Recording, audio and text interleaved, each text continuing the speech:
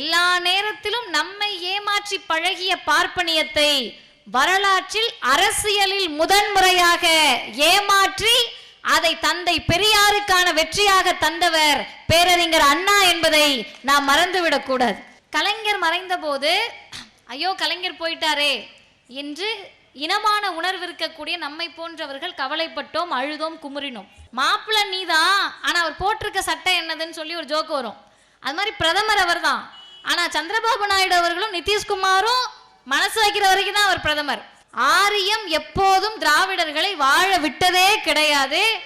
அண்ணன் அண்ணாமலையோ அக்கா தமிழிசை சவுந்தரராஜனோ கடைசி வரை கத்திக்கிட்டு தான் இருக்க முடியும். பிஜேபியில் ஆடு மேய்த்தவர்களை எல்லாம் கூட்டி வந்து ஐபிஎஸ் ஆக மாற்றிய இயக்கம் திராவிடர் இயக்கம். 1200க்கு 1176 எடுத்த நம்முடைய அருமை சகோதரி அனிதா தாயற்ற பிள்ளை.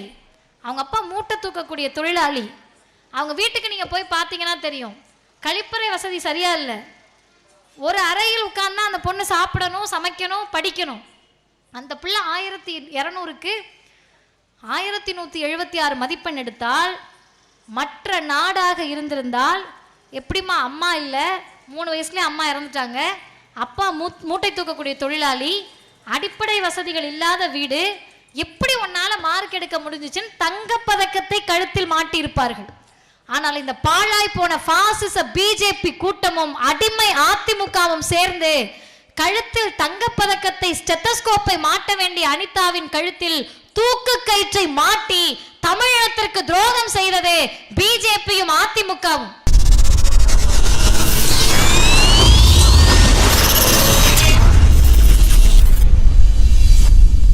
நமக்கு தண்ணி காட்டலாம்னு நினைச்ச ஒருத்தரை 18 நிமிடத்தில் 12 முறை தண்ணீர் குடிக்க வைத்திருக்கிறார்கள் நம்முடைய 40 நாடாளுமன்ற உறுப்பினர்களும் இந்தியா கூட்டணியும். அது எவ்வளவு பெரிய வெற்றி. ஒருவர் சொன்னார், என்னுடைய கண்ணு கெட்டின தூரம் வரைக்கும் எதிரியே இல்லை, என்னை வீழ்த்துவதற்கு அவருடைய கண்ணு கெட்டின தூரம் வரைக்கும் ஆளே இல்லைன்னாரு. இன்றைக்கு தனி பெரும்பான்மையெல்லாம் கிடையாது, அவர்கள் 2 பேரும் மனசு வச்சாதான் நீங்கள் பிரதமர் என்று சொல்லக்கூடிய வரலாற்று தோல்வியை நாம் பிஜேபிக்கு கொடுத்திருக்கிறோம் என்ற மனநிறைவோடு இந்த கூட்டம் நடைபெறுகிறது. அதிலும் நாங்கள் நிறைய இடத்துல சொன்னோம், 40க்கு 40 வெற்றின்றீங்க, இந்த 40 பேர் அங்கே போய் என்ன பண்ண போறாங்கன்னு கேட்டாங்க. 40 பேர் அங்கே போய் என்ன பண்ண போறாங்கன்னோட ரொம்ப அறிவாளித்தனமான கேள்வியா இருந்துச்சு. அந்த 40 பேர்ல 2 பேர் தான் குடியரசுத் தலைவருடைய உரைக்கு நன்றி செலுத்தினார்கள். மோடி என்ன செய்வது என்று தெரியாமல் விழிக்கக்கூடிய உரையை தந்தது தமிழ்நாட்டினுடைய நாடாளுமன்ற உறுப்பினர்கள் என்பது வரலாறு. அண்ணன் ராசா அவர்கள் எழுந்தவுடனே சொன்னார், நான் எங்கிருந்து வந்திருக்கிறேன் தெரியுமா? பேரறிஞர் அண்ணா அவர்கள் முதல் முறையாக நாடாளுமன்றத்தில் உரைத்தார், I belong to a Dravidian stock, நான் திராவிட இனத்தை சார்ந்தவன் என்று பேரறிஞர் அண்ணா முழங்கினார். அதே வழியில் அண்ணன் ராசா அவர்கள் முழங்கினார், நான் எங்கிருந்து வந்திருக்கிறேன் தெரியுமா? திராவிட நாடுன்னு சொல்லியிருந்தா கூட பரவாயில்ல, அவர் சொன்னார், தந்தை பெரியார் பிறந்த மண்ணிலிருந்து நான் வந்திருக்கிறேன், திராவிட தத்துவத்தை கொடுத்த பெரியார் மண்ணிலிருந்து வந்திருக்கிறேன் என்று அண்ணன் ராசா அவர்கள் சொன்னார்.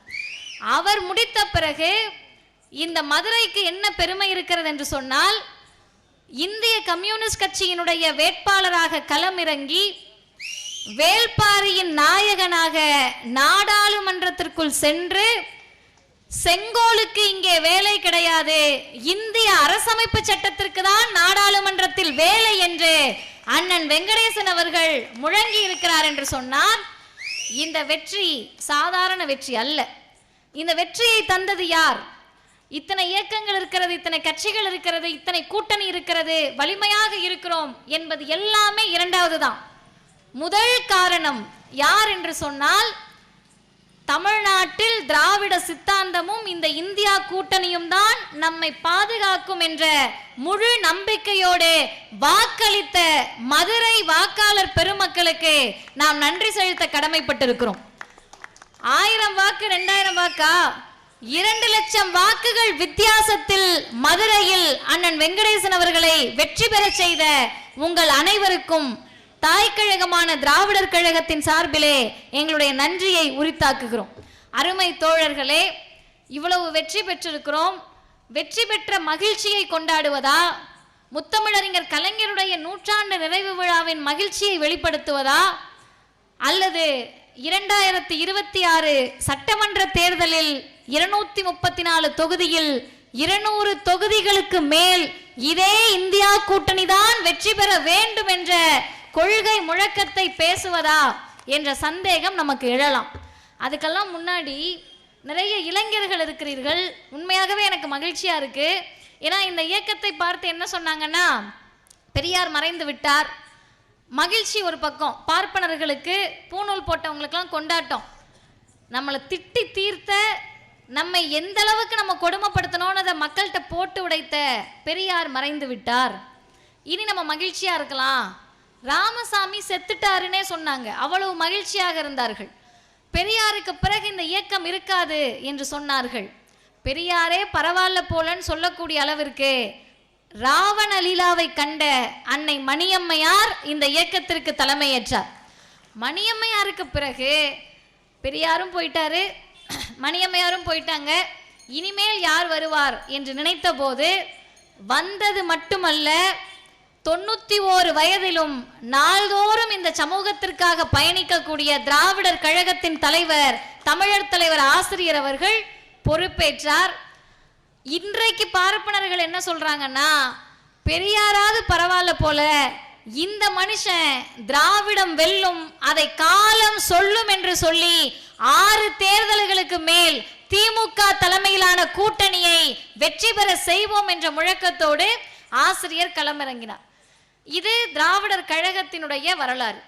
இந்த பக்கம் அப்படியே வந்தீங்கன்னா, திமுகவை பொறுத்த வரைக்கும் தந்தை பெரியாரை விட்டு பேரறிஞர் அண்ணா விலகி சென்று கட்சி ஆரம்பித்து ஆட்சியை பிடித்த போது அண்ணாவோடு பக்கத்தில் இருந்தவர் ராஜகோபாலாச்சாரியார்.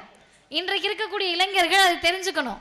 அப்ப என்ன பண்றாங்க எல்லாம் அப்படின்னா, அப்பாடா ராஜகோபாலாச்சாரியாருக்கு மகிழ்ச்சி, அது பார்ப்பனர்களுக்கே உரிய மகிழ்ச்சி, தந்தையும் மகனையும் பிரிச்சுட்டோம், பெரியாரோடு அண்ணா இல்லை என்ற மகிழ்ச்சியில் ராஜகோபாலாச்சாரியார் இருந்தார்.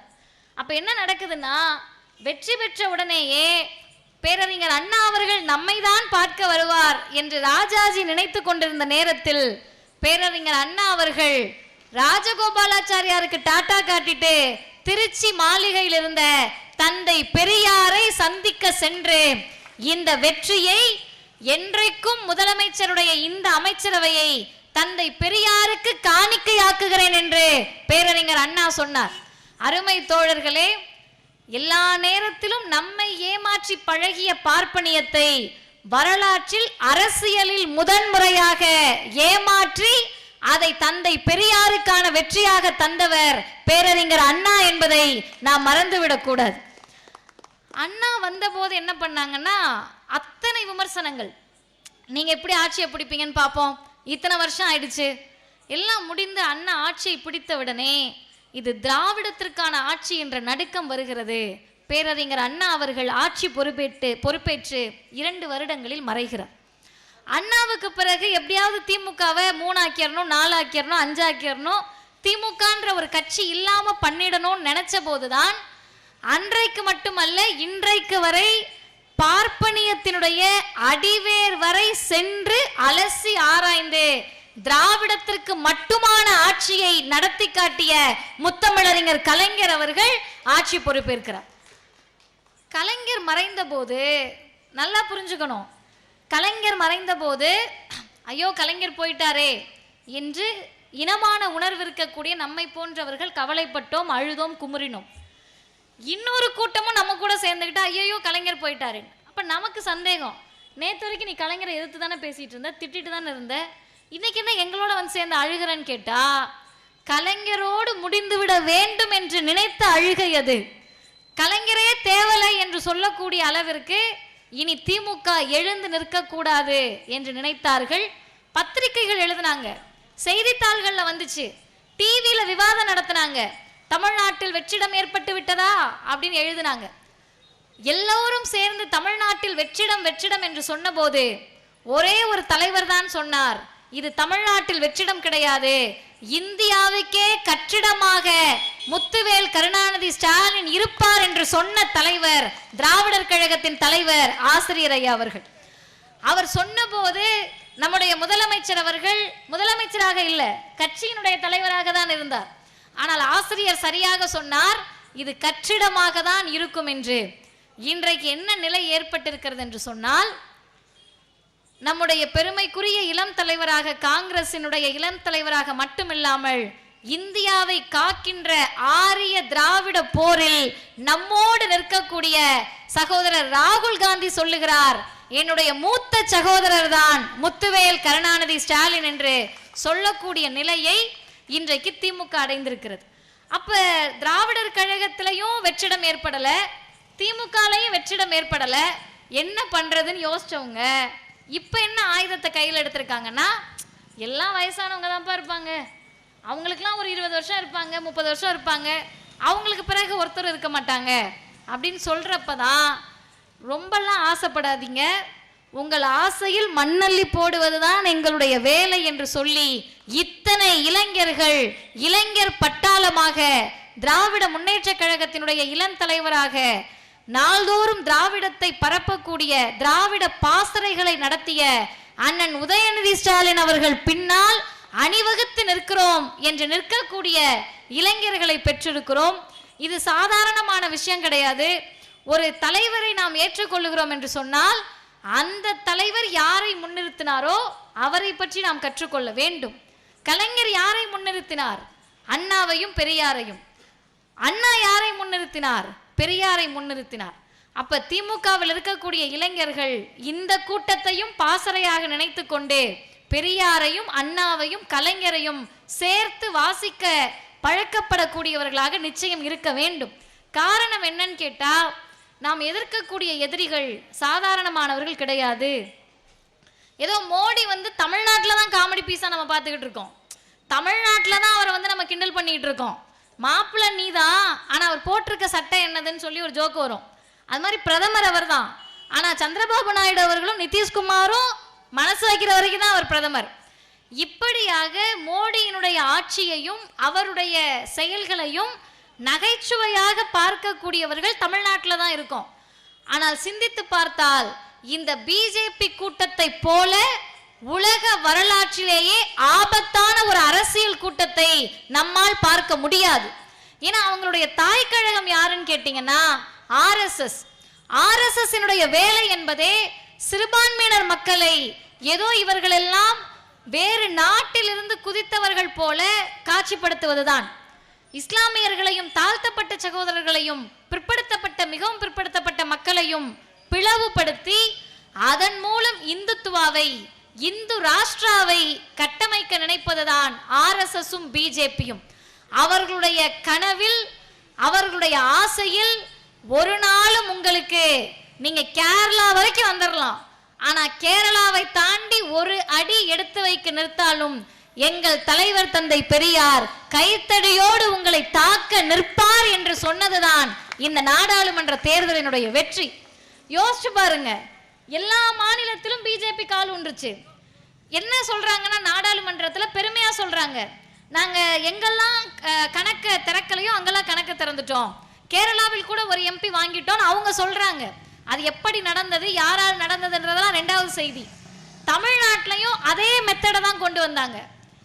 ஆனா என்ன கொடுமைன்னு கேட்டீங்கன்னா, பிஜேபியை நம்பி ஐபிஎஸ் வேலையை விட்டுட்டு வந்தவர், பிஜேபியை நம்பி ஆளுநர் பதவியை விட்டுட்டு வந்த நம்ம அக்கா, பிஜேபியை நம்பி ஒன்றிய அமைச்சரவை பதவி வேண்டான்னு விட்டுட்டு வந்த நம்ம அண்ணன், இவங்க எல்லாருமே இன்றைக்கு என்ன பண்றதுன்னு தெரியாம விழிப்புதுங்கி நின்று கொண்டிருக்கிறார்கள். இது என்னுடைய அர்த்தம் என்ன தெரியுமா? ஆரியம் எப்போதும் திராவிடர்களை வாழ விட்டதே கிடையாது. அண்ணன் அண்ணாமலையோ அக்கா தமிழிசை சவுந்தரராஜனோ கடைசி வரை கத்திக்கிட்டு தான் இருக்க முடியும். பிஜேபியில் வேற ஒன்றும் பண்ண முடியாது. நிறைய பேர் எங்கிட்ட கேட்டிருக்காங்க, நான் விவாத நிகழ்ச்சியில பேசுறப்பயே அண்ணன் அண்ணாமலை அக்கா தமிழிசைனா என்னங்க ரொம்ப உரிமையா சொல்றீங்கன்னு. இப்ப நாங்க என்ன தெரியுமா சொல்லுவோம், எங்களுடைய போர் என்பது பார்ப்பனர் பார்ப்பனர் அல்லாத போர், ஆரிய திராவிட போர் தான் இங்க நடந்துகிட்டு இருக்கு. இன்னைக்கு வேணா அவங்க அங்க இருக்கலாம், ஆனால் திரு அண்ணாமலை அவர்கள் ஐபிஎஸ் ஆவதற்கான இடஒதுக்கீடை பெற்று தந்த தலைவர் முத்தமிழறிஞர் டாக்டர் கலைஞர் என்பது வரலாறு. சகோதரி தமிழிசை சவுந்தரராஜன் அவர்கள் இன்றைக்கு மருத்துவர்னு பேசுறாங்கன்னா மருத்துவம் படிப்பதற்கு நுழைவுத் தேர்வு தேவையில்லை என்று ஆணை பிறப்பித்தவர் முத்தமிழறிஞர் டாக்டர் கலைஞர் அவர்கள். அவங்க பிஜேபியில் இருக்கலாம், ஆர்எஸ்எஸ்ல இருக்கலாம், எங்கனாலும் இருக்கலாம். கஷ்டப்பட்டு நஷ்டப்பட்டு அடிபட்டு அவமானப்பட்ட பிறகு வந்து சேரக்கூடிய இடம் இந்த இடமாக தான் இருக்கும் என்ற காரணத்தினால் இன்னைக்கு வேணா அவங்க கோளாறா இருக்கலாம், ஆனா என்னைக்குனாலும் வந்து தானே சேரணும். இதுலயும் உண்மையாகவே அண்ணாமலை அவர்களை பார்க்கிறப்ப சில நேரத்தில் எனக்கு பரிதாபமா இருந்திருக்கு. ஏன்னா இந்த இயக்கம் என்ன பண்ணுச்சுன்னு கேட்டா ஒருத்தரையா பார்த்துச்சு. ஆடு மேய்க்கக்கூடியவரா, மாடு மேய்க்கக்கூடியவரா, பெட்டிக்கடை வச்சிருக்கீங்களா, குலத்தொழில் பண்ணிட்டு இருக்கீங்களா, விவசாயம் பண்ணிட்டு இருக்கீங்களா, செருப்பு தைக்கக்கூடிய சகோதரரா, உங்க பிள்ளைகளை எல்லாம் அனுப்பி வைங்க, நாங்கள் அவர்களை மருத்துவராக மாற்றுகிறோம், பொறியாளராக மாற்றுகிறோம், நீதிபதியாக மாற்றுகிறோம் என்று ஆடு மேய்த்தவர்களை எல்லாம் கூட்டி வந்து IPS ஆக மாற்றிய இயக்கம் திராவிடர் இயக்கம். ஆனா ஆர்எஸ்எஸ் பிஜேபி என்ன பண்ணாங்கன்னா அப்படியே அலேக்கா போய் நீ வந்து என்ன பண்றன்னா IPSலாம் ஆக வேண்டாம், திரும்ப ஆடு மேடு மாக்கவே வந்துருன்னு சொல்லி அண்ணன் அண்ணாமலை அவர்களை கூப்பிட்டுட்டு வந்து கடைசியில் இப்போ என்ன ஆயிடுச்சுன்னு கேட்டா தங்க கடத்தல் வழக்கில் இவரும் இருப்பாரோ என்று சந்தேகிக்கக்கூடிய அளவிற்கு பிஜேபி அங்கு சேர்ந்தவர்களுடைய வாழ்க்கையை நாசமாக்கி வைத்திருக்கு. அருமை தோழர்களே, இத்தனை அளவுக்கு பேசுறோமே, திராவிட ஆரிய போர்னு சொல்றீங்க, பார்ப்பனர் அல்லாதார்னு சொல்றீங்க, அவ்வளவு கொடுமைகளா தமிழ்நாட்டில் நடந்தது என்று நீங்கள் நினைக்கலாம். அதற்கு ஒரே ஒரு எடுத்துக்காட்டு நான் சொல்றேன். இங்க வந்து கூட்டம் நடந்த நேரத்தை விட தோல்ல துண்டு போட்ட நேரம் தான் அதிகம். எல்லாருமே சோர்வாயிருப்பீங்க, முடியுமா முடியாதா. நான் வேற அதுல என்ன பண்ணேன்னா கூட்டத்தில் ஒரு பச்சை சட்டைக்காரங்க ஒதுங்குறாங்கன்ற மாதிரி எல்லாரும் துண்டு போட்டுட்டு புத்தகம் கொடுத்தாங்க. புத்தகத்தை துண்டோடு வச்சா எங்க மிஸ் ஆயிடுமோ, நான் அந்த அவசரத்திலையும் புத்தகத்தை எடுத்து ஐயா நேரு அவர்கள்ட்ட கொடுத்து ஐயா துண்டை கூட ஏதாவது ஆயிடட்டும், புத்தகத்தை மட்டும் பத்திரமா வச்சுக்கோங்கன்னு சொல்லி கொடுத்தேன். இத்தனை துண்டுகளை போட்டாங்க. சரி இதோடு முடிஞ்சிடும்னு பார்த்தா நம்முடைய ஐயா செல்வம் அவர்கள், மதுரை செல்வம் அவர்கள் என்ன பண்ணாருன்னா கீழே போய் நீங்கள் மற்றவங்களுக்கும் துண்டு போட்டுட்ருங்க, அதுக்குள்ளே நாங்கள் பேசிடுறோன்னு சொல்லி மாவட்ட தலைவர் ஐயா முருகானந்தம் அவர்களை கீழே போய் எல்லாருக்கும் துண்டு போட்டுட்டு இருந்தாங்க. இவர்களெல்லாம் யார்? மேடையில் மதிவதனி பேசுகிறேன்னு சொன்னால் சென்னையிலேருந்து இங்கே வர்றேன், 1 மணி நேரம் பேசிட்டு திரும்ப சென்னைக்கு போயிடுவேன்.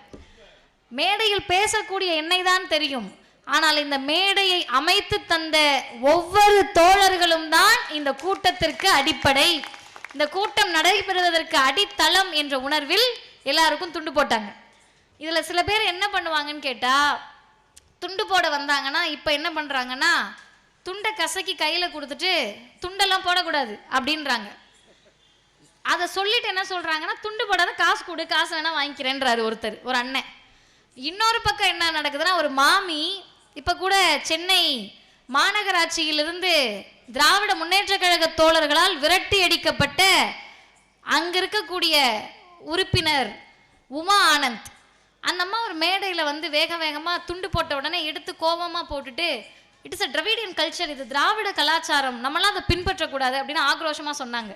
அதை எத்தனை பேர் பார்த்தீங்கன்றது தெரியல. இது திராவிட கலாச்சாரம் நம்ம பின்பற்றக்கூடாதுன்னா நம்ம என்ன சொல்ல வராங்க? நம்ம பார்ப்பனர்கள், நம்ம ஆரியர்கள், நமக்கும் இந்த கலாச்சாரத்துக்கும் சம்மந்தம் இல்லைன்றாங்க. அது 100% உண்மை. நம்ம ஆட்கள் என்ன பண்ண ஆரம்பிச்சிட்டாங்கன்னா எதுக்குங்க தோல்ல துண்டு போடுறீங்க, இதெல்லாம் வேஸ்ட் தானே அப்படின்னு நம்ம ஆட்களும் பேச ஆரம்பிச்சிட்டாங்க. அருமை இளைஞர்களே, வருகை தந்திருக்கக்கூடிய நம்மை விட மூத்தவர்களுக்கு இது தெரியும். என்னோடு வயது ஒத்த இளைஞர்கள் நிற்கிறீர்கள். இன்றைக்கு பட்டுக்கோட்டை அழகிரி அவர்களுக்கு நாம் நினைவஞ்சலி செலுத்தினோம், வீர வணக்கத்தை செலுத்தினோம். இவங்கெல்லாம் யாருன்னு கேட்டிங்கன்னா கானாடு காத்தான்னு ஒரு பகுதி. ஐயா நேரு அவர்கள் ரொம்ப சுருக்கமாக சொன்னார், அதை நான் விரிவாக சொல்லுகிறேன். கானாடு காத்தான் பகுதி உங்க எல்லாருக்குமே தெரிஞ்சிருக்கும் மதுரையில் இருப்பவர்களுக்கு.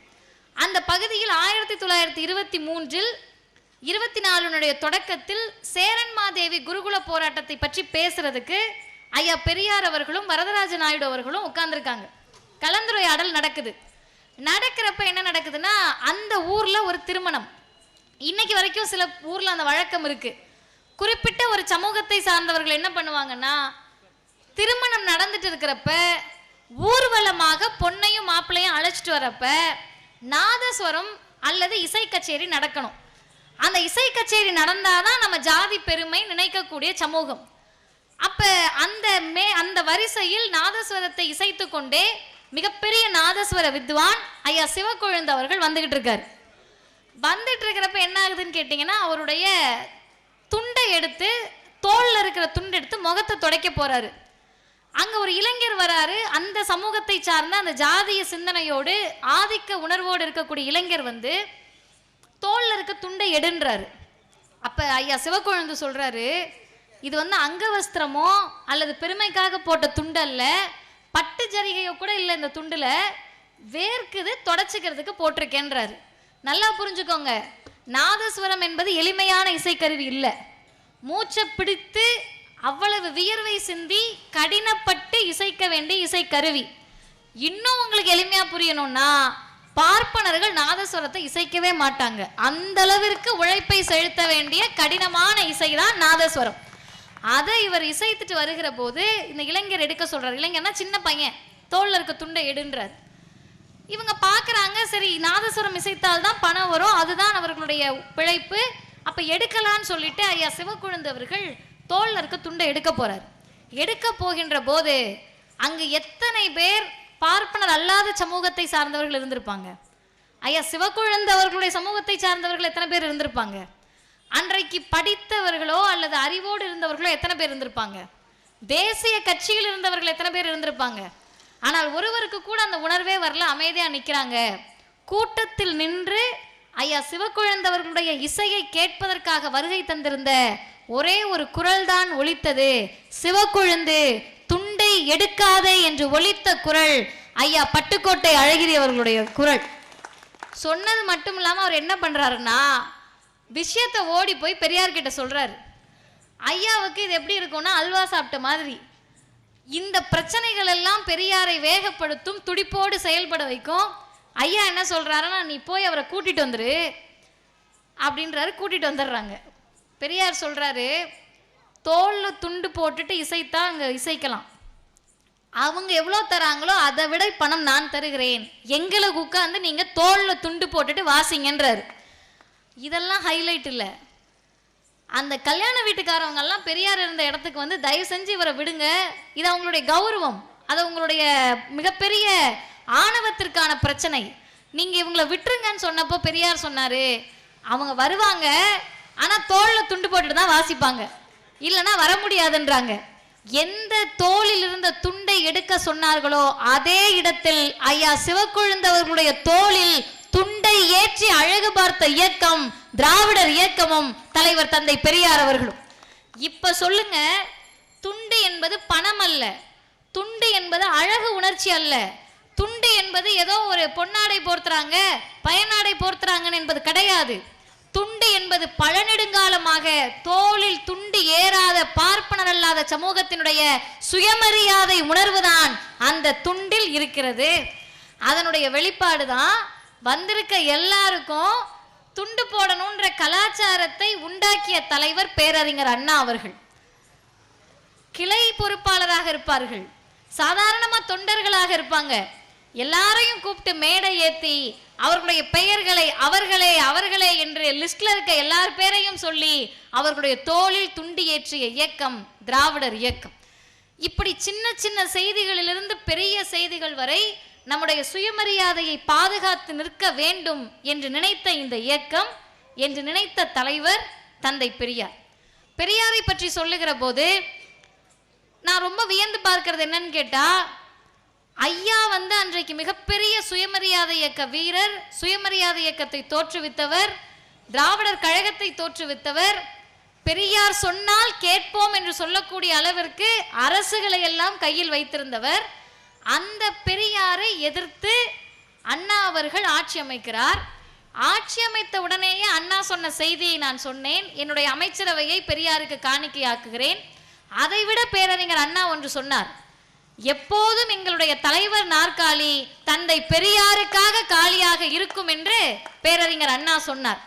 அப்ப இந்த அளவிற்கு அண்ணாவால் உளம் நெகிழ்ந்து கொண்டாடப்பட்டு ஏற்றுக்கொள்ளப்பட்ட தலைவர் பெரியார். அதுக்கடுத்து அப்படியே வந்தீங்கன்னா காமராஜர். காங்கிரஸை அந்த காலத்தில் பிடிக்காதவர்கள் இருந்திருக்கலாம், ஆனால் கல்வி வள்ளல் காமராஜரை பிடிக்காதவர்கள் தமிழ்நாட்டில் யாருமே இருக்க முடியாது என்று சொல்லக்கூடிய அளவிற்கு கல்வி புரட்சியை தந்தவர் காமராஜர். தந்தை பெரியார் டிசம்பர் 24, 1973 மறைந்து விடுகிறார். அருமை தோழர்களே, பெரியார் இறப்பார்னு யாருமே கணிக்க கூட இல்லை.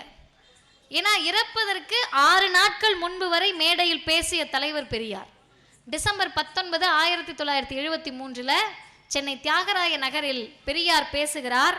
ஒரு பக்கம் மூத்திரம் அப்படியே யூரின் சொட்டு சொட்டா போயிட்டு இருக்கு, சிறுநீர் கழிஞ்சுக்கிட்டே இருக்கு, சிறுநீர் பை ஒரு பக்கம், குடலிறக்க நோய், பெரியாருக்கு ஹெர்னியா, கிட்னி பிரச்சனை. யோசிச்சு பாருங்க, நமக்கெல்லாம் தலைவலி காய்ச்சல் வந்தாலே அவ்வளோ பெரிய நடத்துகிற கூட்டத்தை கேன்சல் பண்ணிட்டு வீட்டில் உட்காந்துக்குவோம். பெரியாருக்கு சிறுநீரில் சொட்டு சொட்டாக வரக்கூடிய பிரச்சனை, ஹெர்னியா, குடலிறக்கம், கிட்னி கோளாறு, எல்லாத்தையும் வச்சுக்கிட்டு கடைசி கூட்டம் பெரியார் பேசுகிறாரு. வயிறு வலி வந்துடுது ஹெர்னியா பிரச்சனைனால. இறங்கிய குடலை அழுத்தி பிடித்திக்கிட்டு ஐயா அம்மா அம்மான்னு கதறிக்கிட்டே முடிப்பாருன்னு பார்த்தா தன்னைத்தானே ஆசுவாசப்படுத்தி கொண்டு எனவே என்று சொல்லி அடுத்து அந்த உரையை தொடங்குகிறார். இதெல்லாம் நினைக்கிற போதே உண்மையாக மனிதநேயம் இருக்கக்கூடியவர்களுக்கு நெகிழ்ச்சியாக இருக்கும். அப்படி பெரியார் பேசுகிறார். 24 மறைந்துடுறார். மறைந்த போது காமராஜர் ஐயாவுடைய அந்த இறப்புக்கு வந்துட்டு வெளியே வர்றப்ப, இன்னைக்கு இருக்காங்கல்ல ஊடகங்கள், சில ஊடகங்கள் செய்தியை முந்தி தருகிறோம்னு இறப்பு வீட்டில் போயிட்டு மயக்க நீட்டுற மாதிரி அன்னைக்கும் இருந்திருக்காங்க. செய்தியாளர்கள் போய் காமராஜர்கிட்ட கேட்குறாங்க பெரியாருடைய இறப்பை பற்றி. காமராஜர் சொல்லுகிறார், கொடலே அந்து போய் கிடக்குன்ற பேட்டி கேட்குதான்னு கேட்குறார். பெரியாருடைய மறைவு குடலே அந்து போய் கிடக்குதுன்னா என்ன அர்த்தம்? அறிவியல் படித்தவர்கள் இங்கே இருப்பீங்க. நம்முடைய உடலினுடைய இயக்கத்திற்கு அடிப்படை குடல். உண்ணக்கூடிய உணவுகளை அது சக்தியாக மாற்றக்கூடிய குடல் இல்லைன்னா உடலினுடைய ஆற்றல் இல்லாமல் போயிடும். எந்த நேரத்திலனாலும் இறப்பு வரக்கூடிய நிலைமை அளவிற்கு மோசமாக போகும். தமிழர்களுடைய வாழ்வை, மானத்தை காத்து நின்ற தமிழர்களின் பெருங்குடலாக தான் தந்தை பெரியார் சாகின்ற வரை நின்றார் என்ற அர்த்தத்தில் தான் காமராஜர் சொன்னாரு, கொடலே அந்து போய் கிடக்கு பேட்டி கேட்குதான்னார். அதுக்கு அடுத்த நாள் ஐயாவுடைய அந்த இறுதி மரியாதை எல்லாம் முடிகிறது.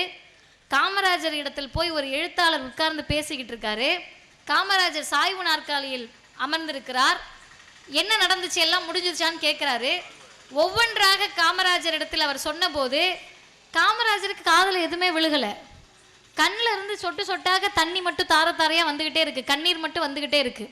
திடுதிப்புன்னு அப்படியே எழுந்து காமராஜர் அந்த சாய்வு நாற்காலியிலிருந்து சொல்லுகிறார், இனிமேல் தமிழனுக்கு ஏது நாதி என்று காமராஜர் சொல்லுகிறார்.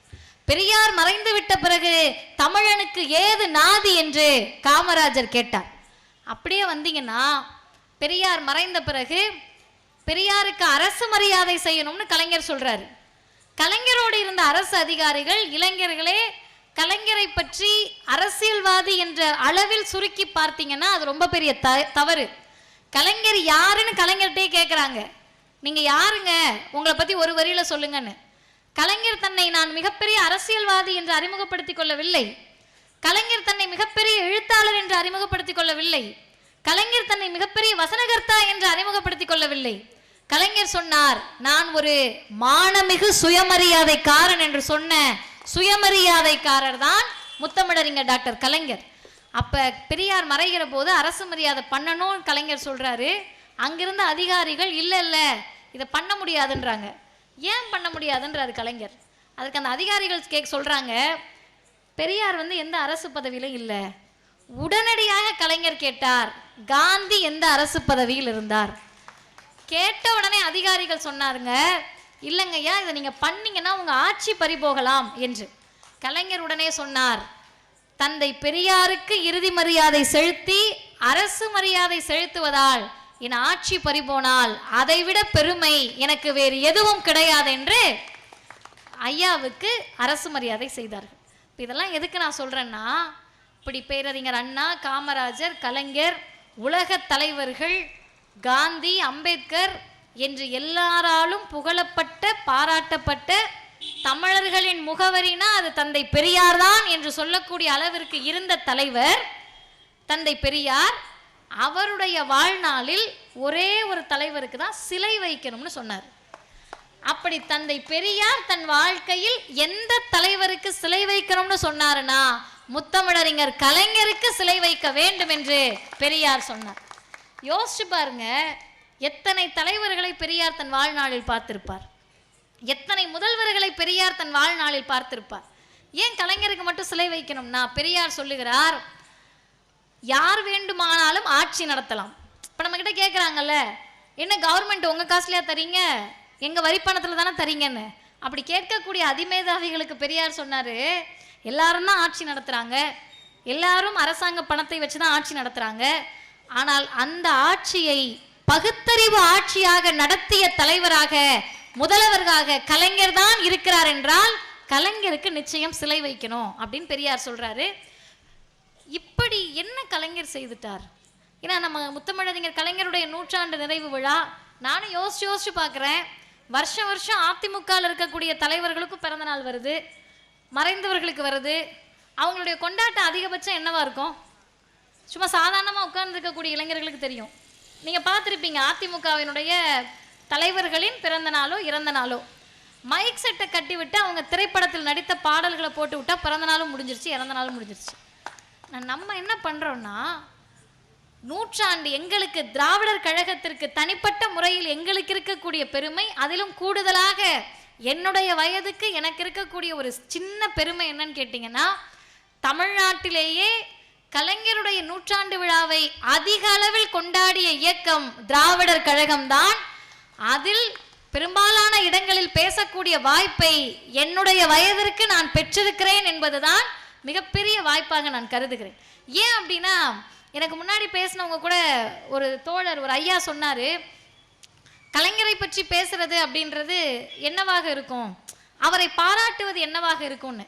அன்னை மணியம்மையார் சொன்னார், கலைஞரை நம்ம ஒன்றும் பாராட்ட வேண்டாம், ஏற்கனவே கலைஞருடைய புகழை உலகம் பாராட்டி கொண்டிருக்கிறது, நாம் புதிதாக கலைஞரை பாராட்டப் போவதில்லை. ஆனால் கலைஞரை ஏன் நினைத்து நினைத்து பார்க்கிறோம், 100ஆண்டை கொண்டாடுகிறோம், பேசுறதுக்கு அத்தனை செய்தி இருக்கு, விடிய விடிய பேசுறதுக்கு கலைஞருடைய சாதனை இருக்குன்னா என்ன காரணம் என்று சொன்னால் ஒரே ஒரு காரணம் தான், அதுவும் பெரியார் சொன்ன காரணம் தான். நன்றி என்பது பயனடைந்தவர் காட்டக்கூடியதை தவிர கொடுத்தவர் எதிர்பார்க்கக்கூடியது அல்ல. கலைஞரால் பயன்பெற்ற நம்மை போன்ற இளைஞர்கள் நன்றி காட்ட வேண்டிய நன்றி பெருவிழாதான் கலைஞருடைய 100ஆண்டு விழா. ஏன்னா கலைஞர் சாகின்ற வரை அதை எதிர்பார்க்கவே இல்லை. பெரியார் இந்த தமிழ் சமூகத்துல நன்றி எதிர்பார்க்காதன்ட்டார். பெரியார் சொன்ன முதல் விஷயமே அதான், பொது வாழ்க்கைக்கு வரியா, நன்றி பாராத தொண்டு தான் வேணும். ஏன்னா இந்த தமிழ் சமூகத்தினுடைய மிகப்பெரிய வாய்ப்பு என்னன்னு கேட்டிங்கன்னா, நன்றி உணர்ச்சி அவ்வளோவா நமக்கு இருக்காது. என்ன பண்ணுவோம்னா, கலைஞருடைய எல்லா விஷயமும் நம்ம வீட்டுக்குள்ள இருக்கும், கலைஞருடைய வண்ண தொலைக்காட்சி இருக்கும், கலைஞருடைய ஃப்ரீ பஸ் பாஸ்ல ஸ்கூலுக்கு போயிட்டு வந்திருப்போம், கலைஞர் கட்டின டைடல் பார்க்ல வேலை பார்த்துக்கிட்டு இருப்போம், கலைஞர் கொடுத்த முதல் பட்டதாரி என்ற உரிமையில் கட்டணம் இல்லாமல் படிச்சிருப்போம், கலைஞர் கொடுத்த சத்துணவு முட்டைகளை வாங்கி சாப்பிட்டிருப்போம், கலைஞர் கொடுத்த புத்தகங்களால் படித்திருப்போம், கலைஞர் கொண்டு வந்த அரிய திட்டங்கள் திருமண உதவித்தொகையை பெற்றிருப்போம், கலைஞர் கொண்டு வந்த இடஒதுக்கீட்டால் படித்திருப்போம். எல்லாத்தையும் வாங்கிக்கிட்டு அடுத்து ஒரு கேள்வி கேட்போம், கலைஞர் என்ன செஞ்சாரு? அந்த அளவிற்கு நன்றி உணர்ச்சி உள்ள மக்கள் நம்முடைய மக்கள். அந்த மக்களிடத்தில் கலைஞர் என்ன செய்தார் என்பதை சொல்லுவதற்கான நிகழ்ச்சி இது.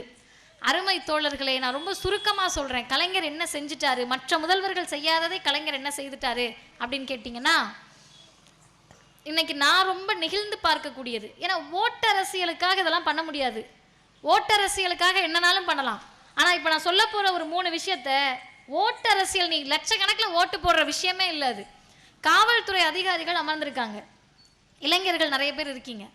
நாங்கள் போகக்கூடிய கூட்டங்கள் எல்லாம் பெரும்பாலான கூட்டங்களில் யார் பாதுகாப்பு இருப்பாங்கன்னா பெண் காவல்துறை அதிகாரிகள் தான் இருப்பாங்க, காக்கி உடுப்பு போட்டுட்டு இருப்பாங்க. 1931, நல்லா கேட்டுக்கங்க, 1931 விருதுநகரில் நடந்த 3வது சுயமரியாதை மாநாடு. கலைஞர் பிறந்தது 1924. அப்போ 31 கலைஞருக்கு எவ்வளோ வயசு இருந்திருக்கும்? 7 வயசு குழந்தையா இருந்திருப்பார். அவர் பெரியார் ஒரு தீர்மானம் போட்டார், காவல்துறையிலும் இராணுவத்திலும் பெண்களை நியமிக்க வேண்டும்னு தீர்மானம் போட்டார். பெரியார் போட்டப்போ எல்லாம் எப்படி பார்த்துருப்பாங்க, நான் படிக்கவே பொம்பளை பிள்ளை அனுப்ப மாட்டேன், இவர் என்ன காக்கி உடுப்பை போட்டுட்டு போலீஸாக சொல்கிறாரு. பெரியார் அதுக்கு சொன்னார், ஒரே ஒரு உதாரணம், நான் நிற்கிறவங்க கிட்டே கேட்குறேன், நான் வண்டியில் போகிறீங்க, ஹெல்மெட் இல்லை, லைசன்ஸ் இல்லை, போலீஸ் பிடிச்சா பயப்படுவீங்களா, இல்லை நாங்கள் யாராவது சும்மா கலர் சட்டையில் வந்து பிடிச்சா பயப்படுவீங்களா? போலீஸ் பிடிச்சா தானே பயப்படுவோம். கலர் சட்டையில் இருக்கவங்க பிடிச்சா என்ன கேட்போம், உனக்கு என்ன வேலையை பார்த்துட்டு போகணுவோம். காக்கி உடுப்பு போட்டவர் நின்னா தான் பதில் சொல்லுவோம். பெரியார் ரொம்ப எளிமையாக கேட்டார், இந்த சமூகத்திற்கு காவல்துறை மீது இருக்கக்கூடிய பயம் அந்த காக்கி உடுப்புக்கு தான், அவர் ஆண் என்பதால் அல்ல. பெண்களுக்கு அந்த காக்கி உடுப்பை மாட்டி விட்டாலும் இந்த சமூகம் பயப்படும்.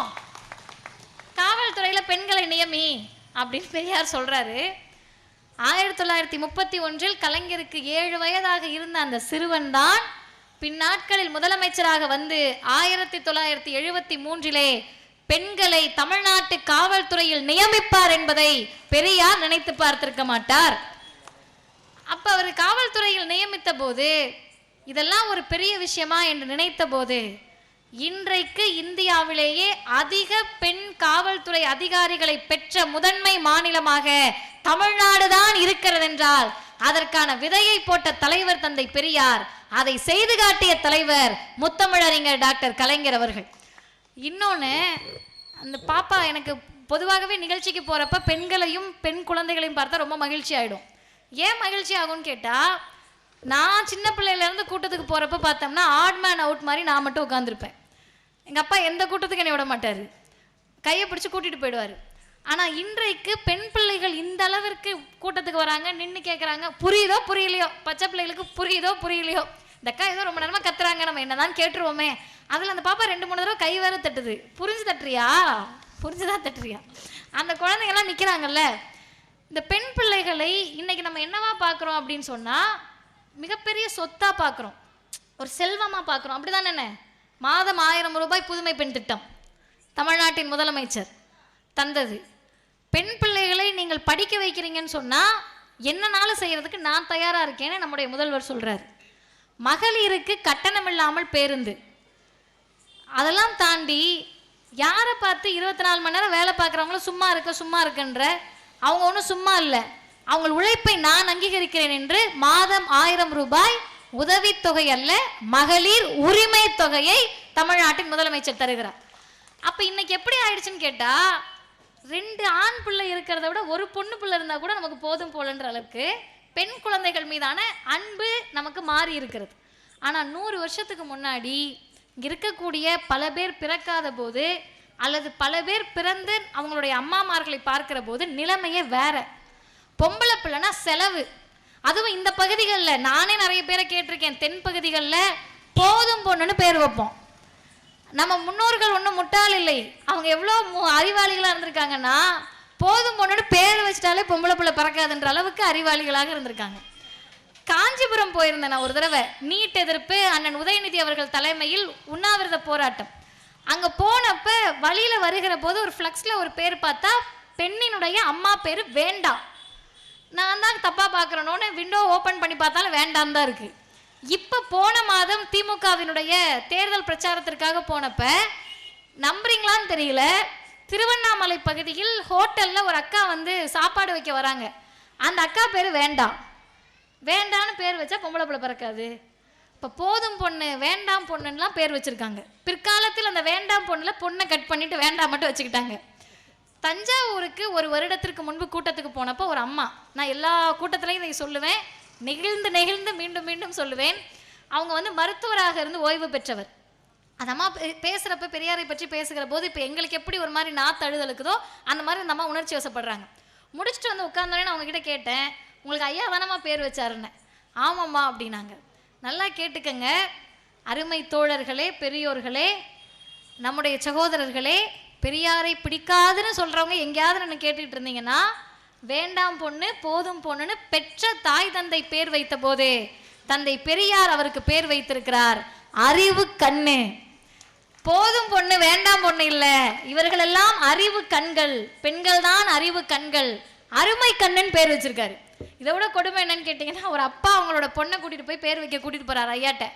ஐயா ரஷ்யான்னு பேர் வைக்கிறாரு. ரஷ்யான உடனே அவங்க தகப்பனுக்கு எப்படி இருக்கும், ஐயோன்னா இவர் ரஷ்யான்னு பேர் வச்சிட்டாரு அப்படின்னு முழிக்கிறாரு, தயங்குறாரு. பெரியார் கேட்குறாரு ரொம்ப எளிமையா, ஐயா வந்து வாழ்க்கையில் அலட்டிக்கிட்டதே கிடையாது, போராட்டங்களில் மட்டும்தான் அவ்வளவு மூர்க்கமாக இருப்பார். ரொம்ப எளிமையாக சொல்கிறாரு, ஏன் பழனின்னு பேர் வைக்கிற, திருப்பதின்னு பேர் வைக்கிற, சிதம்பரம்னு பேர் வைக்கிற, ரஷ்யான்னு பேர் வைக்கக்கூடாதா? ரஷ்யா என்பது புரட்சியுடைய கம்யூனிசத்தினுடைய ஒரு நாடு, அந்த பேரை வைப்போம்னு சொல்லி ரஷ்யா, மாஸ்கோ, கியூபா, இதெல்லாம் விட என்னன்னு கேட்டிங்கன்னா பகுத்தறிவுன்னு பேர் வைக்கிறாங்க. சுயமரியாதைன்னு எங்களுடைய கழகத்தில் பிள்ளைகள் இருக்கிறார்கள். அந்த பிள்ளை ஆனா பெண்ணான்னு பேரை வச்சு கண்டுபிடிக்க முடியாது. அப்ப பெயரில் தொடங்கி அவர்களுடைய வாழ்க்கையில் தொடங்கி சாகின்ற வரை பெண்ணுரிமைக்காக பேசிய இந்தியாவில் ஒரு இயக்கம் இருக்கும் என்று சொன்னால் அது திராவிடர் இயக்கமும் திராவிடர் கழகமும் தந்தை பெரியாரா தான் இருந்தாங்க. அப்ப பெரியார் 1929 ஒரு தீர்மானம் போடுறாரு. கலைஞர் என்ற தலைவர் ஓட்டரசியலை கடந்து எப்படிப்பட்ட ஒரு தலைவராக இருந்தார்னா, பெண்களுக்கு சொத்துரிமை வேணும்னு பெரியார் கேட்கல. நீங்க நல்லா தெளிவா புரிஞ்சுக்கணும். ஆண்களுக்கு சமமாக பெண்களுக்கும் சொத்தில் சம உரிமை வேண்டும்னு பெரியார் தீர்மானம் போட்டார். அப்ப கலைஞருக்கு 5 வயசு. 5 வயதாக இருந்த தலைவர் கலைஞர் 1956 புரட்சியாளர் அம்பேத்கர் அவர்கள் நாடாளுமன்றத்தில் எப்படியாவது இந்து சட்ட மசோதாவை கொண்டு வந்துடணும்னு பார்க்கிறாரு. பெண்களுக்கு சொத்துரிமை, விவாகரத்து உரிமை, திருமண உரிமை எல்லாம் அடங்கிய மசோதா. அதெல்லாம் முடியாதுங்க அப்படின்னு பார்ப்பனர்கள் போர்க்கொடி தூக்கிட்டு போயிட்டாங்க. பொம்பளை பிள்ளைக்கு சொத்தா, சும்மாவே வாய் பேசுங்க, சொத்து கொடுத்தா ஓடி போயிடுங்கன்னு சங்கராச்சாரியார் சொன்னார். பொம்பளை பிள்ளைக்கு சொத்து கொடுத்தா ஓடி போயிடும் பெண்களை கேவலமாக பேசி அந்த மசோதாவை தாக்கல் செய்ய விடலை. 29 பெரியார் கண்ட கனவு, பெரியார் போட்ட தீர்மானம், 56 அம்பேத்கரால் கொண்டு வர முடியாமல் போன அந்த மசோதா 1989 முத்தமிழறிஞர் கலைஞரால் பெண்களுக்கு சொத்தில் சம உரிமை தமிழ்நாட்டில் வழங்கப்பட்டது. சட்டத்தை கொண்டு வர்றாரு. இதெல்லாம் வாக்கு வங்கி அரசியலுக்கு பண்ண முடியாது. ஏன்னா பொம்பளை பிள்ளைகளுக்கு சொத்து கொடுக்குறேன்னா திமுக காரவங்க வீட்டில் இருக்கிறவங்களே ஓட்டு போடுவாங்களான்றது தெரியல. ஆமா தானே? பெண்களுக்கு எப்படி உரிமை கொடுக்கலாம்னு நினைப்பாங்கல்ல. அப்ப கலைஞர் என்பவர் வாக்கரசியலை தாண்டி சாகின்ற வரை இந்த தமிழினத்திற்காக சிந்தித்த மாபெரும் தலைவர் நான் கலைஞர் அவர்கள். இன்னொன்னு, வாக்கு வங்கிக்காக யோசிக்கிறவங்க யாருக்கிட்ட வாக்காளர் அட்டை ஓட்டர் ஐடி இருக்கோ அவங்கள பத்தி தான் யோசிப்பாங்க. ஓட்டர் ஐடி இல்லாத ஒரு சமூகம் இங்க இருக்குன்னா அது பிச்சைக்காரர்கள். பிச்சைக்காரர்களுக்கும் மறுவாழ்வு மையம் அமைத்த தலைவர் முத்தமிழறிஞர் டாக்டர் கலைஞர் அவர்கள். இதாவது தமிழ்நாட்டில் இதெல்லாம் செஞ்சிருக்காரு. சொத்துரிமை, காவல்துறையில் பெண்கள், பிச்சைக்காரர்களுக்கு மறுவாழ்வு, இடஒதுக்கீடு, இதெல்லாம். நான் பார்த்து அதிசயித்து போன ஒரு நிகழ்ச்சி. கிளம்புறியா? போயிட்டு வாங்க. அப்படி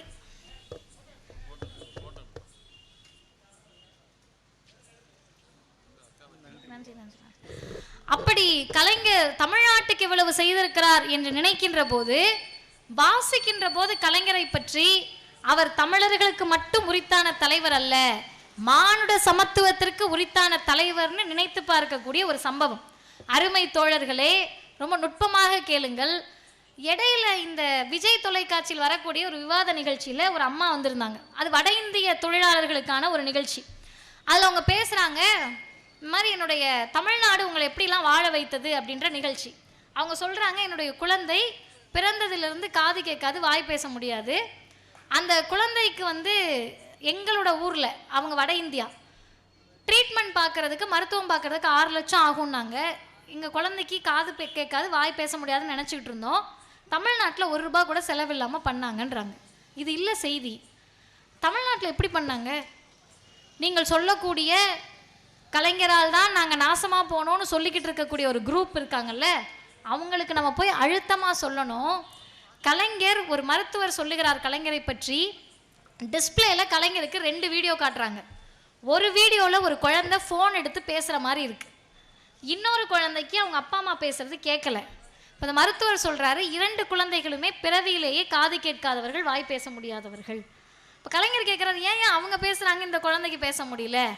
அவங்களுக்கு வாய்ப்பு இருந்ததுங்க, ஏன் இந்த ட்ரீட்மெண்ட் பார்க்க 6 லட்சம் செலவாகும், காக்லியர் ட்ரீட்மெண்ட், அது அவங்களுக்கு பண்ண முடிஞ்சிச்சு, இவங்களுக்கு வசதி இல்லைன்றாங்க. ஒரு நிமிடம் கூட யோசிக்காமல் கலைஞர் சொல்லுகிறார், அந்த குழந்தைக்கு பண்ணுங்க, அரசாங்கம் 6 லட்சம் ரூபாயை செலவை ஏற்றுக்கொள்ளும். இதுவும் செய்தி இல்லை. கலைஞர் தமிழ்நாட்டு குழந்தைக்கு கொடுத்தது செய்தி இல்லை. அதற்கு அடுத்து கலைஞர் என்ன ஆணையாக அதை பிறப்பித்தார் என்று சொன்னால், புலம்பெயர்ந்த தொழிலாளர்களாக இருந்து 6 மாதங்கள் தமிழ்நாட்டில் வசித்தால் போதும், எல்லா குழந்தைகளுக்கும் அரசே ஏற்றுக்கொண்டு அவர்களுக்கு அந்த காக்லியர் ட்ரீட்மெண்ட்டை பண்ணுன்னு கலைஞர் அறிவித்தார். புலம்பெயர்ந்த தொழிலாளர்கள் ஓட்டு போடுவாங்கன்னு கலைஞர் நினைச்சிருப்பாரா? புலம்பெயர்ந்த தொழிலாளர்கள் நம்மீது நன்றியோடு இருப்பாங்கன்னு கலைஞர் நினைச்சிருப்பாரா?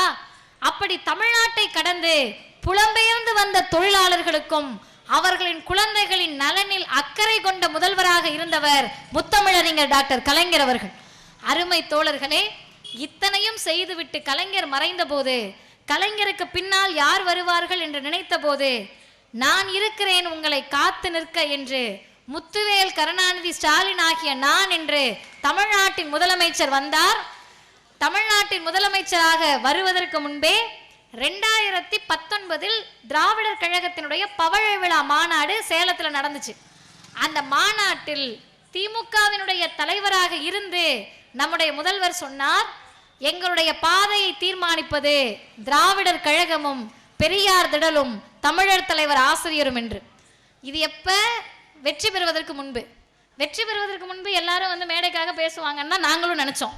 ஆனா என்ன நினைச்சதுன்னு கேட்டீங்கன்னா, வெற்றி பெற்ற பிறகும் கூட 2022 பெரியார் திடலுக்கு வந்து முதல்வராக பேசினார், நாங்கள் செல்ல வேண்டிய பாதையை தீர்மானிப்பது பெரியார் திடலும் ஆசிரியர் ஐயா வீரமணியும் என்று.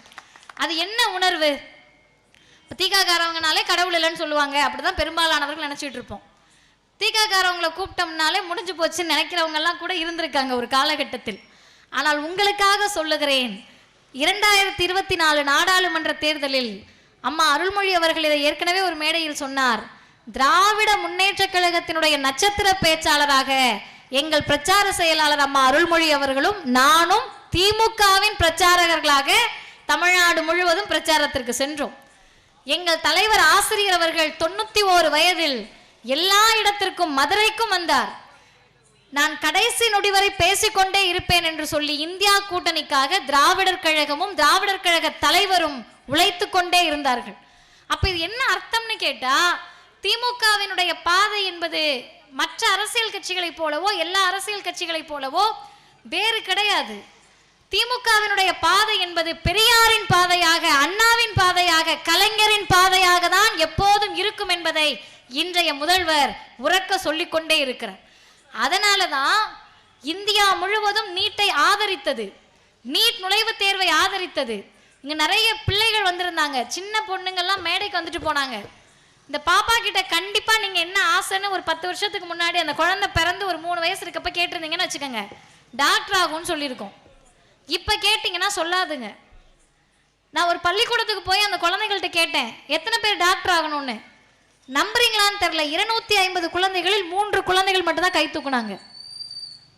அப்ப நான் கேட்டேன், உங்க யாருக்குமே டாக்டர் ஆகணும்னு ஆசை இல்லையான்னு. அக்கா, நீட்டு வர்றதுக்கு முன்னாடி ஆசை இருந்துச்சுக்கா. அதனுடைய அர்த்தம் என்ன? தமிழ்நாட்டின் பிள்ளைகளை, தமிழ்நாட்டினுடைய ஏழை எளிய பிற்படுத்தப்பட்ட, மிகவும் பிற்படுத்தப்பட்ட, ஒடுக்கப்பட்ட வீட்டு பிள்ளைகளை மருத்துவராக விடமாட்டோம் என்று பிஜேபியும் மோடியும் கங்கணம் கட்டிக்கிட்டு இருக்காங்க. என்ன காரணம்? இன்னைக்கு நிறைய பேர் விவாதத்துல வந்து அறிவாளிகளை போல கேட்கிறாங்க, நீட் எழுதுறதுக்கு தகுதி வேணுமா திறமை வேணுமா? நீட் எவ்வளோ தகுதியான தேர்வுன்றதை இந்த வருஷம் பார்த்துருப்பீங்களே. எல்லாம் ஒன்றும் இல்லை, ஒரே ஒரு கேள்வித்தாளுக்கு 5 லட்சம் கொடுத்தீங்கன்னா நீங்க பாஸ். அதே கேள்வித்தாளுக்கு 60 லட்சம் கொடுத்தீங்கன்னா 720 மார்க், ஃபுல் மார்க். என்ன சொல்லி தேர்வை கொண்டு வந்தாங்க? தகுதியை ஆராய போறோம், திறமையை ஆராய போறோம், லஞ்சத்தை ஒழிக்க போறோம், ஊழலை ஒழிக்க வந்த மகான் மோடினாங்க. இன்றைக்கு நான் சொல்லவில்லை, பொருளாதார அறிஞர் பரகலா பிரபாகர் சொல்லுகிறார், இந்தியாவில் அல்ல உலகத்திலேயே தேர்தல் பத்திரம் என்ற ஊழலை விட பெரிய ஊழலை யாருமே செய்திருக்க முடியாது. அந்த ஊழலை செய்தவர் மோடியும் மோடி வகைராக்களும் பிஜேபியும் தான். இவ்வளவு ஊழல் செய்த கூட்டம் நீட்ல லாபம் பார்க்குது. கோச்சிங் கிளாஸை கட்டி விட்டு மதுரையில் நீங்க பார்த்திருப்பீங்க, தெருவுக்கு தெருவு கோச்சிங் கிளாஸ் இருக்கு. எல்லாம் சொல்றது என்ன? கோச்சிங் கிளாஸ் வா, 720க்கு 720 எடுத்துரு. 10வது 11வது 12வதுல மனப்பாடம் பண்றீங்க, தகுதி இல்லைன்னு தானே கோச்சிங் கிளாஸ் ஆரம்பிச்ச. தகுதி இல்லைன்னு சொல்லி தானே நீட் தேர்வை கொண்டு வந்த. இப்ப கோச்சிங் கிளாஸ்ல போய் ராக்கெட் விடவா கத்து கொடுக்குறாங்க? திரும்ப மனப்பாடம் பண்ண தானே கத்து கொடுக்குற. இந்த ஏமாற்றக்கூடிய வேலையை பார்ப்பனியம் செய்கிறது பிஜேபி செய்கிறது என்றால், அருமை தோழர்களே, எளிமையா அதை நீங்க புரிஞ்சுக்கலாம். ஒரு 10 வருஷத்துக்கு முன்னாடி இங்கே ஆசிரியர்கள் யாராவது இருந்தால் என்னை தயவு செய்து தவறாக நினச்சிக்காதீங்க. நான் சொல்லலை, இல்லை, ஒரு 20 வருஷம் 25 வருஷத்துக்கு முன்னாடி அண்ணன் முருகேசன் அவர்கள்லாம் பள்ளிக்கூடத்துக்கு போனப்போ என்னென்ன சொல்லி கொடுத்தாங்க? மாதா பிதா குரு தெய்வம். மாதா பிதாக்கு அடுத்து குரு, தெய்வத்துக்கு முன்னாடியே குரு தான். நாங்கள்லாம் ஒரு 15 வருஷம் 20 வருஷத்துக்கு முன்னாடி பள்ளிக்கூடத்துக்கு போனப்போ வக்கத்தவன் வாத்தியார் வேலைக்கு வருவாங்க. நாங்கள் யார் சொன்னாங்கன்னு புரிஞ்சுக்கணும். நம்மளை வச்சே சொல்ல வச்சாங்க.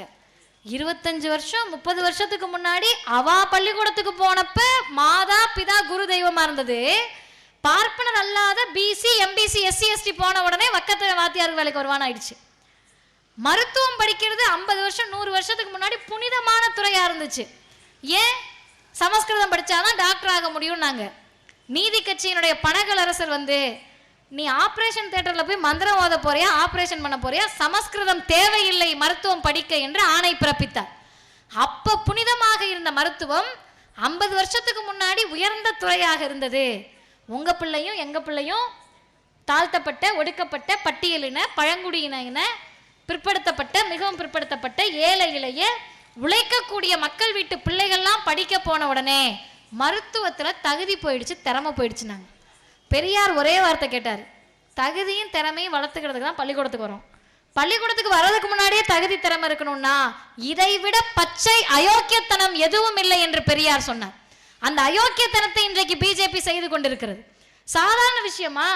12 வருஷம் படிக்கிறாங்க. கொஞ்சம் உணர்வா யோசிச்சு பாருங்க. திமுக விசிக இதெல்லாம் விட்டுருங்க. பெற்றோராக இருந்து நினைத்து பாருங்கள். இத்தனை பேர் கடை வச்சிருக்கீங்க. நான் வந்த உடனே பார்த்தேன், இந்த பகுதியே ஒரு ஜனநாயகத்திற்குரிய பகுதியா இருக்கு. கறிக்கடை இருக்கு, டீ கடை இருக்கு, டிஃபன் ஸ்டால் இருக்கு, எல்லா கடையும் இருக்கக்கூடிய ஒரு பகுதியாக இருக்கு.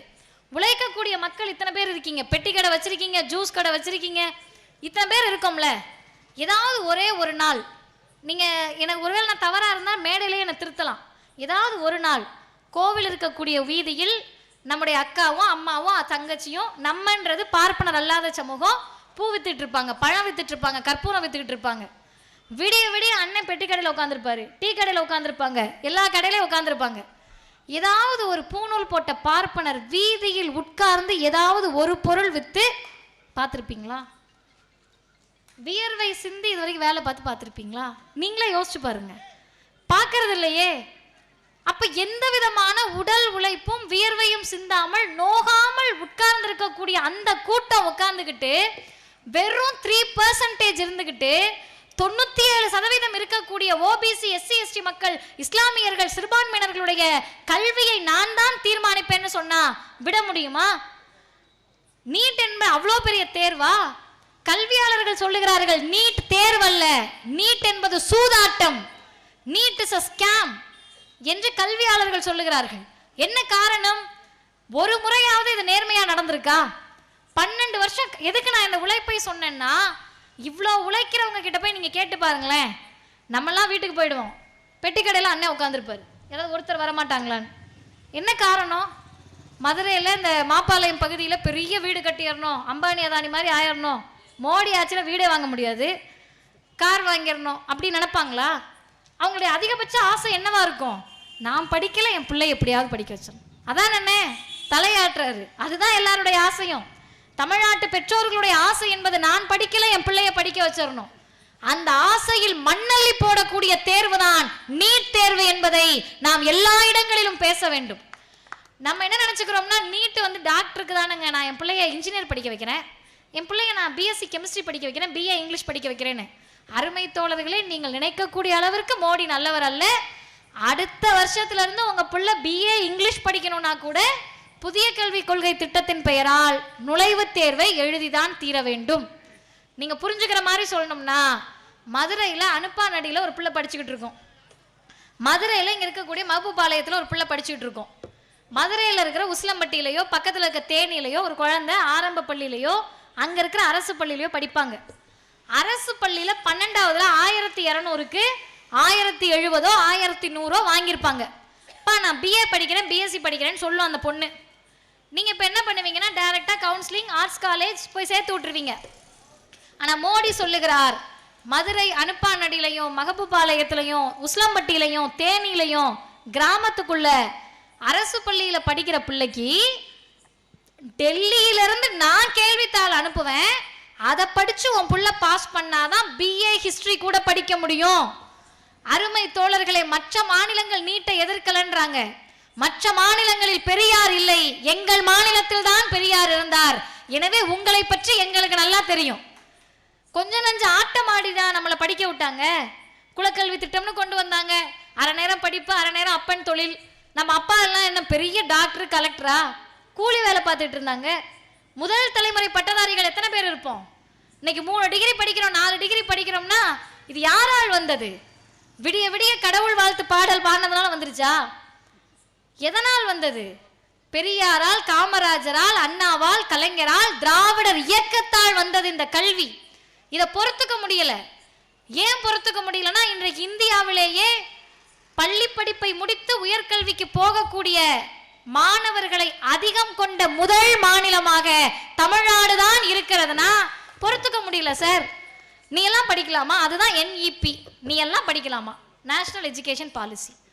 நீட் மருத்துவக் கல்லூரிக்குள்ள வந்துடாது. கியூட் இன்ஜினியரிங் காலேஜுக்கு வந்துடாது. புதிய கல்விக் கொள்கை ஆர்ட்ஸ் படிக்க கூட வந்துடாது. இப்போ நாங்கள் என்னையா பண்ணுறது?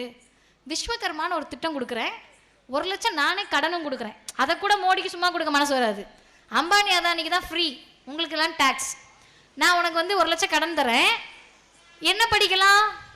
செருப்பு தைக்கலாம், பூ கட்டலாம், மீனவர்களாக இருக்கக்கூடியவர்கள் மீன் வலை பின்னலாம். இதெல்லாம் சொல்றதுக்கு ஒரு அரசாங்கம் தேவையா? அண்ணா கேட்டார் புதிய கல்விக் கொள்கை வருவதற்கு முன்பே, மண்பாண்டு செய்ய கத்துக்கிறதுக்கு பள்ளிக்கூடத்துக்கு எதுக்கு என் புள்ள வரணும்னாரு. பஜனை பாட கத்துக்கிறதுக்கு பள்ளிக்கூடத்துக்கு ஏன் என் புள்ள வரணும்னு அண்ணா கேட்டார். இன்றைக்கு கல்வியை எப்படியாவது நாசமாக்கி விட வேண்டும் என்று பிஜேபி மோடியும் துடித்துக் கொண்டிருக்கிறார்கள். எத்தனையோ கொடுமைகளை செய்திருக்கிறார்கள், மறுக்கவில்லை. இஸ்லாமியர்களுக்கு எதிரான அத்தனை சட்டங்கள். அந்த நேரத்தில் தான் நாம் கலைஞரை நினைத்து பார்க்கிறோம். கலைஞர் சொன்னார், சிறுபான்மையினர் மக்களுக்கு இடைந்தல் வந்தபோது, பிரச்சனை வந்தபோது, சிறுபான்மையினர்கள் மீது ஒரு சீண்டல் நீங்கள் சீண்ட வேண்டும் என்று சொன்னால் கூட என்னுடைய பிணத்தை தாண்டிதான் உங்களால் அவர்களை நெருங்க முடியும் என்று கலைஞர் சொன்னார். தமிழ்நாட்டில் என்ன நடந்தது? ஹிஜாப் போடக்கூடாதுன்னு கர்நாடகால பிரச்சனை பண்றாங்க பிஜேபி. மோடி அமைதியா இருக்காரு. அமித்ஷா போய் கர்நாடகால தேர்தலுக்கு முன்னாடி இஸ்லாமியர்களை பற்றி அவ்வளோ கொச்சையா பேசிட்டு வந்துட்டாரு. தமிழ்நாட்டுக்கு மோடி வராரு. பொங்கல் தொகுப்பு அப்புறம் நிறைய நலத்திட்டங்கள்லாம் கொடுக்கறதுக்கு அவர் காசுல கொடுக்க வராங்க. இப்போ முதலமைச்சர் என்ன தெரியுமா பண்ணாரு? யாரை வைத்து அந்த நலத்திட்ட உதவி வாங்க வச்சார் தெரியுமா?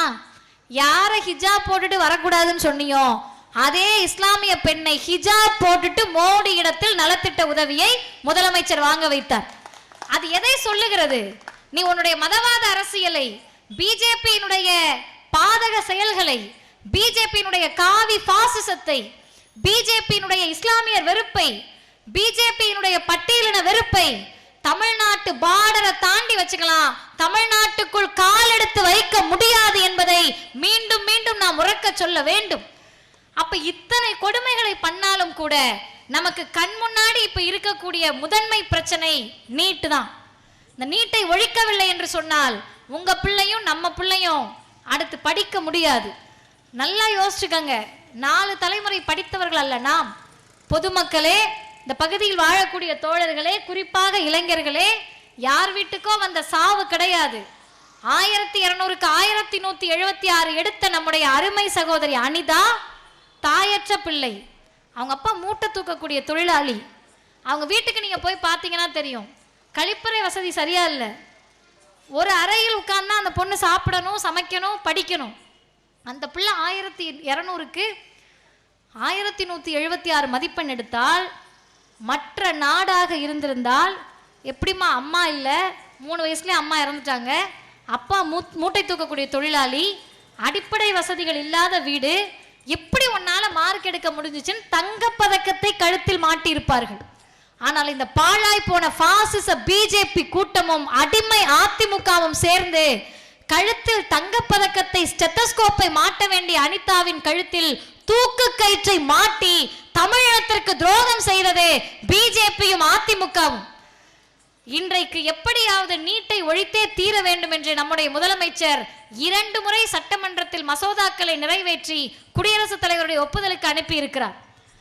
ராகுல் காந்தி அவர்கள் உறக்க சொல்லுகிறார், நீட் தேர்வு ஒழிக்கப்பட வேண்டும். எந்த மாநிலத்துக்கு தேவையில்லையோ அதை விட்டுருங்க. ஏன் நம்ம மாநில உரிமைன்னு பேசுறோம்? இன்னும் 10 நிமிடத்தில் நான் முடித்து விடுகிறேன். அருமை சகோதரர்களே, தமிழ்நாட்டில் இருக்கக்கூடிய இத்தனை மருத்துவக் கல்லூரிகள் இருக்குல்ல, இந்தியாவிலேயே அதிக அரசு மருத்துவக் கல்லூரிகளை பெற்ற முதல் மாநிலம் தமிழ்நாடு தான். அதிக மருத்துவக் கல்லூரிகளை கொண்டு வந்த தலைவர் முத்தமிழறிஞர் டாக்டர் கலைஞர் அவர்கள். அந்த மருத்துவக் கல்லூரி யார் கட்டினது? மோடி, அமித்ஷா, அம்பானி, அதானி வீட்டு சொத்தா? யார் கட்டினது சார்? மதுரையில் ஒரு அரசு மருத்துவக் கல்லூரி வருதுன்னு சொன்னா உங்களுடைய வரிப்பணம், நம்முடைய வரிப்பணம். ஏழை எளிய உழைக்கக்கூடிய வியர்வை சிந்தி வேலை செய்யக்கூடிய என்ன வேலையானாலும் இருக்கலாம். BC, MBC, SC, ST, OBC மக்கள், எஸ்சி, எஸ்டி மக்களுடைய வரிப்பணத்தில் கட்டப்பட்ட அரசு மருத்துவக் கல்லூரி. நம்ம வியர்வை சிந்தி அரசு மருத்துவக் கல்லூரியை கட்டி வச்சா வட இந்தியாவில இருந்து வந்து படிப்பாங்களாம். நீட்டில் இருக்க கொடுமை என்ன தெரியுமா? உலக நாடுல இருக்க யாருனாலும் வந்து படிக்கலாம். உலக நாடுகளில் இருக்க யாருனாலும் நீட்டு பரீட்சையை கிளியர் பண்ணிட்டா உங்க சீட்டை வந்து எடுத்துக்கலாம். இப்போ நம்ம ஒன்றும் கேட்கல, ரொம்ப எளிமையாக கேட்குறோம். மருத்துவக் கல்லூரி நாங்கள் கட்டினது, 12வது வரைக்கும் எங்கள் பிள்ளைகளை படிக்க வைக்கிறது நாங்கள். இங்கே அறிவார்ந்த அரங்கம், அதனால் நான் அதை தாராளமாக சொல்லலாம். இந்திய அரசமைப்பு சட்டத்தினுடைய மாநில பட்டியலில் தான் சுகாதாரமும் மருத்துவமனையும் இருக்குது. என் மாநிலத்தினுடைய சுகாதாரத்தை நான் தான் பார்த்துக்கணும், என் மாநிலத்தினுடைய மருத்துவமனையை நான் தான் பார்த்துக்கணும். ஆனால் மருத்துவரை மட்டும் ஒன்றிய அரசு தேர்ந்தெடுக்கும் என்று சொன்னால் சுயமரியாதை இருக்கக்கூடிய தமிழ்நாடு அதை ஒருபோதும் ஏற்றுக்கொள்ளாது என்பதுதான் நீட் எதிர்ப்பு, நீட் விலக்கு, நீட் ஒழிப்பு. இதை இப்போது நாம் செய்து முடிக்கவில்லை என்று சொன்னால் வருங்கால சந்ததியினர் நிச்சயம் நம்மை பார்த்து கேள்வி கேட்பார்கள். எங்க படிப்பை நாசமாக்கிட்டீங்கல்ல, பிஜேபியில் சேர்றேன். பிஜேபியில் இருக்கக்கூடிய அன்பர்கள் யாராவது இருந்தீங்கன்னா நல்லா கேட்டுக்கங்க. பிஜேபிக்கு நீங்க விலை போயிருக்கலாம். இன்றைக்கு அதிமுகவோடு சேர்ந்து கொண்டு திமுகவை எதிர்ப்பவர்களாக நீங்கள் இருக்கலாம். குறைந்தது 20 வருடம் 30 வருடத்திற்கு மேல் வளர்ந்து நிற்கக்கூடிய உங்கள் பிள்ளைகள் உங்களை பார்த்து கேட்பார்கள், எம்பா உன்னுடைய சுயலாபத்திற்காக என்னை நாசமாக்கிய பிஜேபியோடு சேர்ந்து கொண்டு நீட்டை ஆதரித்தாயா என்று தமிழ் சமூகம் உங்களை பார்த்து கேள்வி கேட்கும். அருமை தோழர்களே, நீட்டாக இருக்கட்டும், புதிய கல்விக் கொள்கையா இருக்கட்டும், தமிழ்நாட்டு மக்களிடத்தில் இருக்கக்கூடிய ஒரே ஒரு ஆயுதம் கல்வி மட்டும்தான். இந்த தெருவுக்குள்ள வந்தாங்கன்னா 100 வருஷத்துக்கு முன்னாடி என்ன கேட்டிருப்பாங்க? பறையன் வீடு, பல்லன் வீடு, சக்கிலியன் வீடு, அவன் இவன் என்று நம்மை அசிங்கமாக பேசியிருப்பார்கள். விவசாய வீடு, கூலி வேலை பார்க்குறவன் வீடு, முடி வெட்டுறவன் வீடு, செருப்பு தைக்கிறவன் வீடு, பெட்டிக்கடவை வச்சிருக்க வீடு என்று நம்முடைய தொழிலை கேவலப்படுத்தி ஜாதியின் பெயரை சொல்லி இழிவுபடுத்தி இருப்பார்கள். ஆனால் இன்றைக்கு தமிழ்நாடு எப்படி மாறி இருக்கிறது என்றால், இது மருத்துவர் வீடு, இது பொறியாளர் வீடு, இது இன்ஜினியர் வீடு, இது காவல்துறை அதிகாரி வீடு, இது வழக்கறிஞர் வீடு, இது நீதிபதியின் வீடு என்று சொல்லக்கூடிய அளவிற்கு தமிழ்நாட்டில் கல்வியை நாம் பரப்பி இருக்கிறோம். அந்த கல்வியை நாசமாக்குவதற்கு எந்த சக்தி வந்தாலும் விடமாட்டோம். நீங்கள் ஆட்சியில் இருக்கலாம்.